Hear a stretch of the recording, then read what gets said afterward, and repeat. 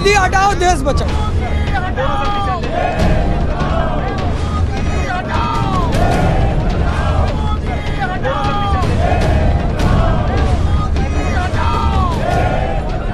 এবার কি তাহলে হাসিনার কারণে মোদির পতন হতে যাচ্ছে? সিরিয়া এবং বাংলাদেশ পরিস্থিতির পর এবার ভারতের প্রধানমন্ত্রী নরেন্দ্র মোদির প্রশাসনের বিরুদ্ধে দেশ জুড়ে অসন্তোষ তীব্র আকার ধারণ করেছে। দিল্লির রাজপথে এখন উচ্চারিত হচ্ছে মোদি হটাও দেশ বাঁচাও স্লোগান। কৃষক, ব্যবসায়ী এবং সাধারণ জনগণ ক্ষোভে ফুঁসছে। ভুল কূটনৈতিক সিদ্ধান্ত, প্রতিবেশী দেশের সঙ্গে সম্পর্কের অবনতি এবং পোষ্য মিডিয়ার প্রোপাগান্ডার কারণে ক্ষোভ ক্রমেই বেড়ে চলেছে। মোদি প্রশাসনের এমন অবস্থান ভারতের ভেতরেও বিশৃঙ্খলা সৃষ্টি করছে। এখন প্রশ্ন উঠেছে, হাসিনাই কি তাহলে মোদির পতনের কারণ হতে যাচ্ছে?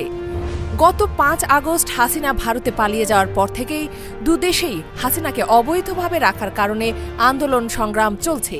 দুই দেশের মধ্যে উচ্চ পর্যায়ের বৈঠক হলেও কোনো সুরাহা পাওয়া যায়নি। তবে নড়ে চড়ে বসেছে ভারতের জনগণে। ভারতের কৃষক, ব্যবসায়ী এবং সাধারণ মানুষ মোদি সরকারের অপারগতায় হতাশ। শুধু হাসিনাই নয়, ভুল কূটনৈতিক সিদ্ধান্ত, প্রতিবেশী দেশের সঙ্গে সম্পর্কের অবনতি এবং পোষ্য মিডিয়ার প্রোপাগান্ডার কারণে ক্ষোভ ক্রমেই বেড়ে চলেছে। মোদি প্রশাসনের এমন অবস্থান ভারতের ভেতরেও বিশৃঙ্খলা সৃষ্টি করছে। কলকাতা থেকে দিল্লি পর্যন্ত বিরোধিতার স্রোত মোদি প্রশাসনকে টালমাটাল করে তুলেছে।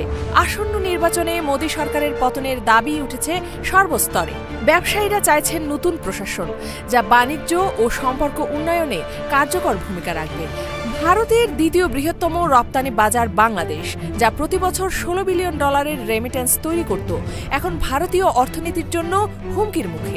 বাংলাদেশের সাবেক প্রধানমন্ত্রী শেখ হাসিনার দেশত্যাগের পর ভারতীয় গণমাধ্যম বাংলাদেশের বিরুদ্ধে একের পর এক মিথ্যা প্রচারণা চালিয়েছে।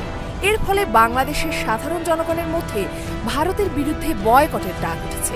বাংলাদেশের দোকানগুলোতে ক্রেতারা ভারতীয় পণ্য কেনা থেকে বিরত রয়েছে। সামাজিক যোগাযোগ মাধ্যমে ভারতীয় পণ্য বর্জনের প্রচারণা দ্রুত ছড়িয়ে পড়ছে।